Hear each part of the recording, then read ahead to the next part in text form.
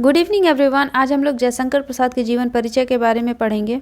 श्री जयशंकर प्रसाद का जन्म वाराणसी के प्रसिद्ध सुखनी साहू परिवार में 30 जनवरी 1889 को हुआ था। कम उम्र में इनके पिता का निधन हो गया, जिसके कारण इन्हें अनेक कठिनाइयों का सामना करना पड़ा। इनके पिताजी ने इनकी पढ़ाई की पूरी उचित व्यवस्था की थी। प्रारंभिक शिक्षा काशी क्वींस कॉलेज से इनकी हुई थी, परंतु वहाँ केवल वो 6 से 7 तक ही पढ़ पाए। पिताजी के निधन के बाद इनकी शिक्षा नियमित न चल सकी, क्योंकि इनका पारिवारिक जो बोझ था इन पे ही आ गया और घर पे ही ये अंग्रेजी, हिंदी, बांग्ला और संस्कृत जैसी भाषाओं का ज्ञान प्राप्त किए, खुद से स्व अध्ययन करके।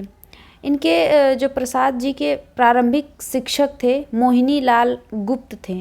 उनका नाम था मोहिनी लाल गुप्त। ये एक कवि थे और इनका उपनाम रसमय सिद्ध था। शिक्षक के रूप में वे बहुत प्रसिद्ध थे। रसमय सिद्ध जी ने ही प्रसाद जी को प्रारंभिक शिक्षा दी और हिंदी और संस्कृत में अच्छी प्रगति करा दी। घर के वातावरण के कारण साहित्य तथा कला के प्रति इनका प्रारंभ से ही रुचि था और ऐसा कहा जाता है कि 9 वर्ष की उम्र में ही इन्होंने कलाधर के नाम से ब्रज भाषा में एक सवैया लिखकर रसमय सिद्ध को दिखाया था, यानी कि अपने गुरु को दिखाया था। इन्होंने वेद, पुराण एवं साहित्य शास्त्र का अध्ययन गंभीरता से किया। बाग बगीच लगाने के ये बहुत शौकीन थे और ये शतरंज के भी खिलाड़ी थे। वे नियमित व्यायाम करते थे, सादा खाना खाने वाले व्यक्ति थे। इनकी पहली कविता सावक पंचम, जो कि 1906 में भारतेंदु पत्रिका के कलाधर नाम से प्रकाशित हुई थी।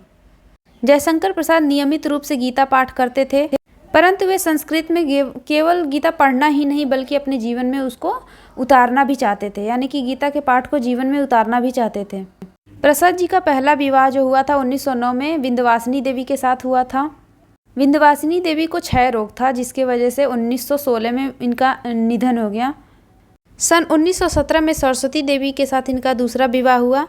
दूसरा विवाह होने के कुछ समय बाद ही इनकी दूसरी पत्नी को भी क्षय रोग हो गया, जिसकी वजह से 2 साल बाद ही इनकी दूसरी पत्नी का भी निधन हो गया, जो कि 1919 में हुआ था। इसके बाद जयशंकर प्रसाद ने तीसरी शादी करने के लिए इनकार कर दिया, पर कुछ लोगों के समझाने और अपनी भाभी की शोकमय जीवन को सुलझाने के लिए इन्होंने तीसरे शादी करने का निर्णय लिया और 1919 में इनका तीसरा विवाह कमला देवी के साथ हुआ। उनके एकमात्र पुत्र रत्न शंकर प्रसाद थे, जिनका जन्म 1922 में हुआ था। इसके बाद प्रसाद जी को भी क्षय रोग हो गया। एलोपैथिक, होम्योपैथिक और कुछ समय बाद आयुर्वेदिक चिकित्सा का सहारा लेने के बावजूद क्षय रोग से ये मुक्त नहीं हो सके और अंत में इनको क्षय रोग से ही 15 नवंबर 1937 को 48 वर्ष की आयु में इनका निधन हो गया। प्रसाद जी आधुनिक काव्य के सर्वप्रथम कवि थे। उन्होंने अपनी कविताओं में सूक्ष्म अनुभूतियों का रहस्यवादी चित्रण प्रारंभ किया, जो इनके काव्य की एक प्रमुख विशेषता है।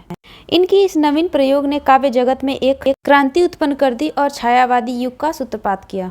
इन्होंने काव्य सृजन के साथ ही हंस एवं इंदु नामक पत्रिकाओं का प्रकाशन किया। इनके द्वारा रचित महाकाव्य कामायनी पर हिंदी साहित्य सम्मेलन ने इन्हें मंगला प्रसाद पारितोषिक प्रदान किया था।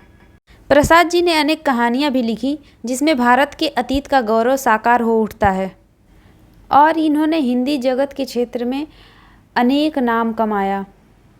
इनकी कहानी संग्रह निम्न है, जिसमें से प्रतिध्वनि, आंधी, इंद्रजाल, आकाशदीप, छाया आदि।